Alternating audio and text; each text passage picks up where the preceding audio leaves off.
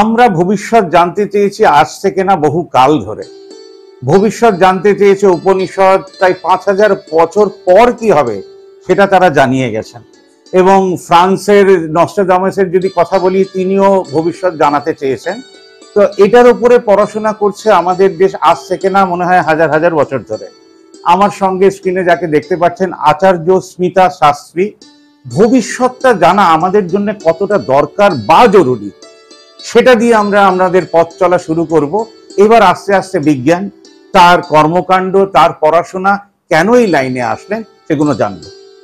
নমস্কার, আমি আচার্য স্মিতা শাস্ত্রী। তো এই ভবিষ্যৎ জানা আমাদের কাছে কেন ইম্পর্টেন্ট সেটা বলতে গিয়ে আমাকে দুটো শব্দ বলতে হবে।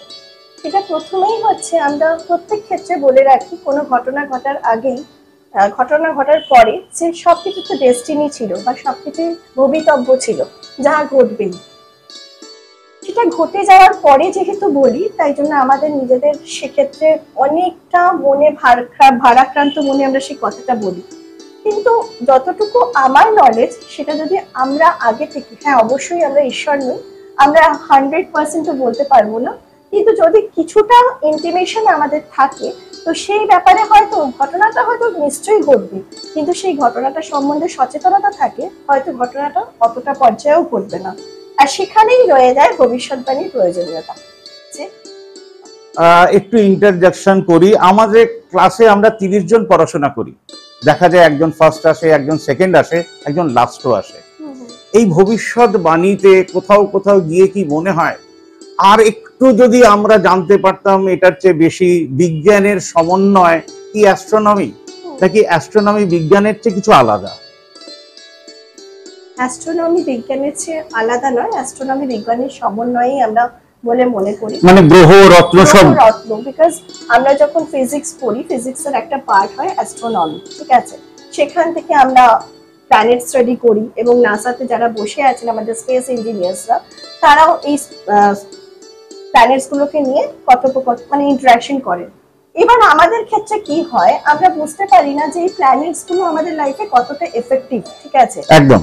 যখন আমিও ক্লাস 9 বা 10 স্ট্যান্ডার্ডে ছিলাম, বিশ্বাস করতে একদমই চাইতাম না, বাট আস্তে আস্তে যখন 11 থেকে সাডেনলি আমার মনে এই চিন্তা ভাবনা জাগলো যে না, আমার এটা জানার একটা ইচ্ছা জাগলো, তখন আমি আস্তে আস্তে কিছু স্টাডি শুরু করলাম, যেটা খুবই বেসিক লেভেলের ছিল, কোনো ইনস্টিটিউশন নয়, কিছুই নয়।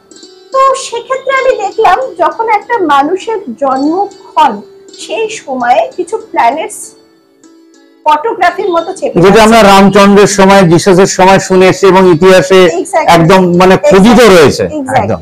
তো ওই সময়টাতে ওই গ্রহগুলো যেমন জুপিটার, ভেনাস কোন জায়গায় আছে, এটা তো একটা সায়েন্সই যে প্ল্যানেটস গুলো ঘুরছে, এবং সেই প্ল্যানেটস গুলো আজকের দিনে আপনি আর আমি যখন বসে আছি কোথায় দাঁড়িয়ে আছে। তো সেই যে ডিফারেন্সটা থেকেই যারা আমরা জ্যোতিষীগণ আছেন, তারা বিচার করব যে কি ঘটতে চলেছে আমাদের জীবনে, আর আমি যখন জন্মেছিলাম তখন কি ঘটনা, এটারই একটা সমন্বয়। মানে আমি যদি ইজি করে বোঝাই অডিয়েন্সদেরকে, 22শে এপ্রিল একটা অ্যাক্সিডেন্ট কাশ্মীরে হতো, কিন্তু 21শে এপ্রিল যারা ফিরে এসেছেন তাদের জীবনে আর 22শে এপ্রিল ঘটবে না। এরই কি প্রেডিকশন আপনারা করছেন? এক্স্যাক্টলি, কেননা আমাদের অ্যাস্ট্রোলজির একটা পার্ট হচ্ছে মানডেন অ্যাস্ট্রোলজি।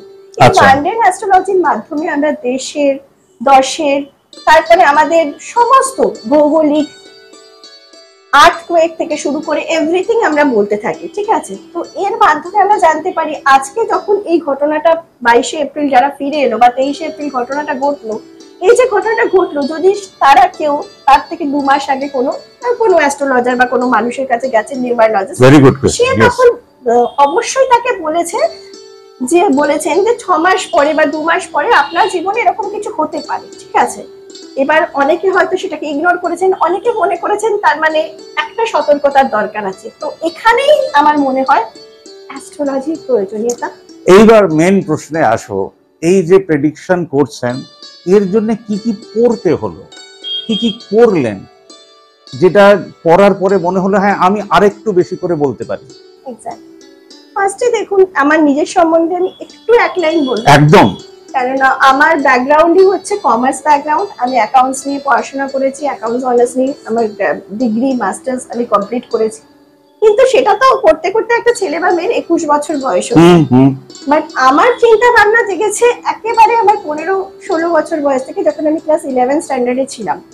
আমি সামহাও কারোর দ্বারা, আমাদেরই একজন মানে গুরু বলতে পারেন, পণ্ডিত বলতে পারেন, যে আমাদের বাড়িতে আসতো এবং যিনি সংখ্যা তত্ত্ব নিয়ে কেবলমাত্র কাজ করতেন। এবং তার কিছু কিছু মিরাকল প্রেডিকশনে আমি এতটাই ইন্সপায়ার হই যে আমি কোনো না কোনো ভাবে এটা নিয়ে করতাম, এবং সেক্ষেত্রে এটা আমার ইন্টারেস্ট গ্রো করে, এবং সেই লেভেলে পড়ার পরে আমাকে আর সেখানে করতে দেওয়া হয় না, এবং আমি আমার গ্র্যাজুয়েশন মাস্টার্স সব কমপ্লিট করি। কিছু সময় পরে আমি তখন চাকরিও করছিলাম, তো সার্ভিস করতে করতে হঠাৎই আমার মনে হলো যে এই ব্যাপারটা নিয়ে আমার পড়াশোনা করা উচিত, এবং সেক্ষেত্রে আমি প্রথমে ডিপ্লোমা, দেন ডিগ্রি, তারপরে ব্যাচেলার্স, তারপরে মাস্টার্স, তারপরে এমফিল এবং তারপরে পিএইচডি জার্নি করি বেনারস ইউনিভার্সিটি থেকে। ঠিক আছে, মানে এরকম জার্নিতে আপনার কোথাও মনে হয়নি না এবার ছেড়ে দিই, কি দরকার আছে, নাকি উল্টো হলো? আমার মনে হয়েছে আমার সারাউন্ডিং এ যারা মানুষ আছে, অবশ্যই ক্লায়েন্ট বলে বলবো না, তারা আমাকে আরো ইন্সপায়ার করেছে যে তুমি আরো জানো স্মিতা, এবং সেই জ্ঞানটা কেবলমাত্র তাদের জন্য নয়, আমারও একটা স্যাটিসফ্যাকশন দিয়ে গেছে, এবং আমার মনে হয়েছে এই পড়াশোনার কোনো সমাপ্তি নেই। আচ্ছা, রাইট।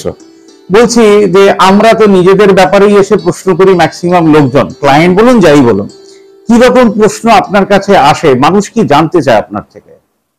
আজকের যুগটা না ভীষণ মাত্রায় কি বলবো, মেটেরিয়ালিস্টিক যুগ হয়ে পরিণত হয়েছে।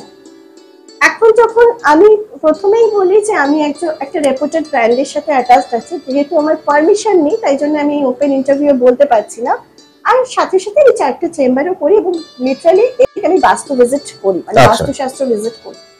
তো এক্ষেত্রে যখনই আমার কাছে মানুষেরা এসছেন যেভাবেই হোক চেম্বারে, তাদের কাছে বেশিরভাগ একটাই প্রশ্ন আমি দেখতে পারি, যে যদি তারা ম্যারিড কাপলস হন সেক্ষেত্রে তাদের সন্তানকে নিয়ে একটা বড় প্রশ্ন, এবং তাদের স্বাস্থ্যকে নিয়ে বড় প্রশ্ন, মানে এই দুটো প্রশ্ন বারে বারে উঠে এসছে।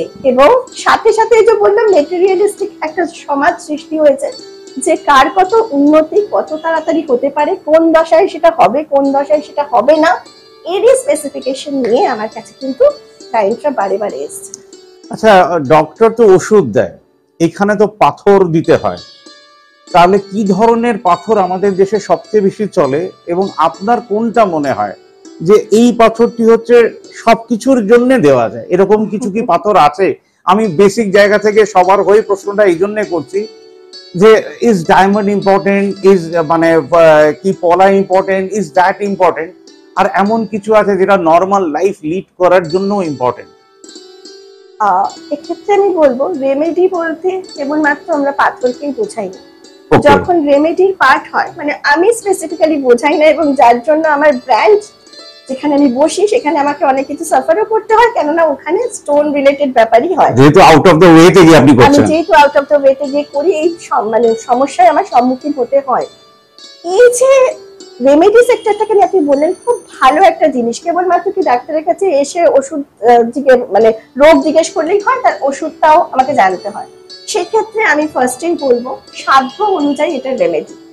অনেকে পুজো আচ্ছার মাধ্যমে রেমেডি করেন, অনেকে মূল বা শেকড় যে আছে সেটার মাধ্যমে রেমেডি করেন, অনেকে স্টোনস এর মাধ্যমে রেমেডি করেন, অনেকে রুদ্রাক্ষের মাধ্যমে রেমেডি করেন। ঠিক আছে, অনেকে নিজের বাস্তুকে নতুন ভাবে তৈরি করে রেমেডি করেন, তাই মাধ্যমটা অনেক বেশি হয়ে যায়। আচ্ছা, কিন্তু এক্ষেত্রে আপনি বলেছেন কোন স্টোনটার বেশি রিকোয়ারমেন্টস হয়, যেটা করলে একটা স্টোনেই সবটা কভার আপ হয়। ফ্র্যাঙ্কলি স্পিকিং দাদা, যে এরকম কিছু নেই যে একটা স্টোনের মাধ্যমে আমি সবটা রিকভারি করতে পারবো, বাট অবশ্যই আমার ইন্ডিয়ান কালচারে আমি যেটা দেখেছি, বা আমার পশ্চিমবঙ্গ বা আমার ইন্ডিয়ার যত ক্লায়েন্টস আছে, আমি দেখেছি মানসিক সবার ক্ষেত্রে, বেশিরভাগের ক্ষেত্রে চন্দ্রের আনস্টেবিলিটিটা আমি খুব ভাবে দেখতে পেয়েছি, মানে মুড সুইং করা, আমাদের এনভায়রনমেন্ট পশ্চিমবঙ্গ বা কলকাতার ক্যান্সার যেটা অন্যান্য স্টেটের ক্ষেত্রে দেখিনি, সেক্ষেত্রে আমি দেখেছি চন্দ্রটা কিন্তু ভীষণ ভাবে। এবার সেক্ষেত্রে আমার জ্যোতিষ বন্ধুরা অনেকেই বলতে পারেন যে কেবলমাত্র চন্দ্রেরই কি সমস্যা হয়, সেখানে মঙ্গল বুধের কোনো সমস্যা নেই বা আছে। আপনি যেহেতু বলেছেন কোন সমস্যাটা বেশিরভাগ দেখতে পারেন, আমি আমার ক্লায়েন্টের অ্যাসপেক্টে বলছি চন্দ্রের সমস্যাটা কিন্তু, এবং মঙ্গলের সমস্যা যেটা আমাদের সংসার ডিনোট করে, আমাদের দুর্ঘটনা, আমাদের সমস্ত কিছু কর্মক্ষমতা এটাকে ডিনোট করে, এই দুটো কেসেস আমার কাছে মানে ফ্রিকোয়েন্টলি আসে, এটা আমি দেখতে পেয়েছি। এখনো আমাদের দেশে এইটাকে সায়েন্স হিসেবে বা অন্য হিসেবে দেখা হয়, মানে সামওয়্যার ডাউন দ্য লাইন একটু ছোট করা হয়। কিন্তু আমি যেটা দেখেছি সাধারণ মানুষ এটাকে ভীষণভাবে মেনে নিয়েছে এবং প্রচুর পরিবার একজন গুরুকে বিশ্বাস করেন। অনেক ক্ষেত্রে হয়তো আপনি গুরু, বা অনেক ক্ষেত্রে তারা মন্দিরে গিয়ে কোনো গুরুকে বেছে নিয়েছেন। এরকমও কি আপনি ক্লায়েন্ট বলবো বা এরকম কি লোক পেয়েছেন যে আপনার এক কথাতে বিশ্বাস করে আপনি যেটা বলেন সেটা শোনেন? যদিও আপনার বয়স সেরকম নয়, কিন্তু আমি বলবো আপনার এক্সপিরিয়েন্সটা তো সেরকমই বলছে। এত পড়াশোনা তো এই কাজেই লাগবে। এটা যদি বলেন, আমি জানি না বললে কজন এগ্রি করবেন কিনা করবেন না আমি জানি না, বাট আমি আমার জার্নি স্টার্ট করেছি আজ থেকে 4 বছর আগে। খুব শর্ট জার্নি আমার 98.99% ক্লায়েন্ট বলতে পারেন যখন আমি যা বলেছি এক কথায় সেটাকে অ্যাকসেপ্টেন্স দিয়ে সেটা করেছেন, এবং পরবর্তীকালে তারা এসে আমাকে ফলো জানিয়েছেন যে তারা ভালো আছেন। আর সেই জায়গাতে গিয়ে আমার স্যাটিসফ্যাকশন, আমার অন্য কিছু স্যাটিসফ্যাকশন নয়, এবং সেখানের জন্যই আমি হয়তো এই জায়গাতে দাঁড়িয়ে আছি আজকে 4 বছর। শেষ প্রশ্নের দিকে যাচ্ছি, এরপরে আপনারা অনেকবার তাকে স্ক্রিনে দেখতে পাবেন, বিভিন্ন প্ল্যাটফর্মে দেখতে পাবেন। আমরা কোথাও কি বিশ্বাসহীনতায় ভুগছি? আমাদের দেশের নেতাদেরকে যদি আমি এক কথায় ধরি, আমরা গরিব দেশ, এইখানে কি middle class, lower middle class বিশ্বাসহীনতায় ভুগছে? তারা কি সবসময় অন্যের দিকে তাকিয়ে থাকে? তাদের বিশ্বাস আনার জন্য কি বলবেন? দেশকে ভালোবাসার জন্য কি বলবেন? দেশকে ভালোবাসার জন্য অবশ্যই বলবো যে বিশ্বাসহীনতায় দেশ ভুগছে অবশ্যই, যার সময় বা পরিস্থিতি যাচ্ছে, কিন্তু এটুকু বিশ্বাস রাখি আপনি হয়তো জানেন ভারতবর্ষ মকর রাশির অন্তর্গত। আচ্ছা, ইনফ্যাক্ট আমি নিজেও ক্যাপ্রিকর্নেরই একজন জাতিকা, ঠিক আছে। হয়তো ভুল পথে বা ভুল বিশ্বাসে বা ভুল একটা সার্কামস্টেন্স তৈরি হয়েছে, কিন্তু ফাইনালি যে জায়গায় পৌঁছাবে আজ থেকে বেশ কিছু সময় পরে আমাদের দেশ, সেটা কিন্তু একটা সঠিক সিদ্ধান্ত এবং সঠিক মানুষের হাতে। সেটা আপনি কত বছর ধরছেন মোটামুটি?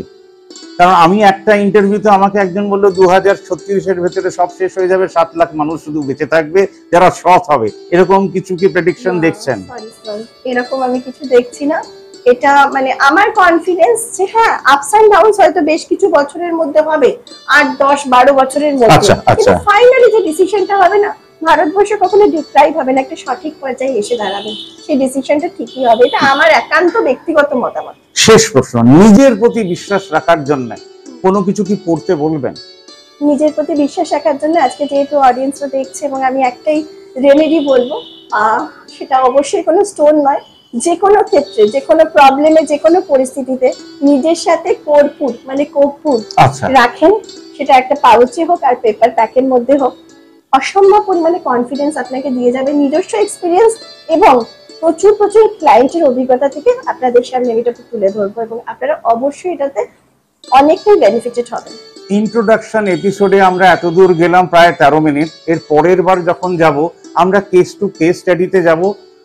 বাস্তুশাস্ত্রের জন্য কোথায় কোথায় গেলেন, ক্লায়েন্টের নাম জানতে চাইবো না, কিন্তু স্পেসিফিক কেসগুলো কিভাবে পড়লেন, এবং কোথাও গিয়ে যেমন আজকে উনি এখানে এসে ঢুকে বললেন যে আমার একটু প্রবলেম মনে হচ্ছে, এর বাস্তুশাস্ত্র উনি করে দিয়েছেন। এই যে কিছু সময়ের পরে প্রবলেমটা আসা বা ফেস করা বা ঢুকেই বোঝা, এটাও একটা সায়েন্স বলে মনে হয়। Because good sense bad sense সব জায়গায় কাজ করে, গুড ফোর্স ব্যাড ফোর্স আমার মনে হয় সব জায়গায় থাকে, এবং তার উপরেই হয়তো কাজ। তাই যারা বিশ্বাস করেন, অবিশ্বাসে তাদের নিয়ে কথা হচ্ছে না, কিন্তু যারা বিশ্বাস করেন তাদের জন্য আজকের এই এপিসোড। ধন্যবাদ আপনাকে। নমস্কার।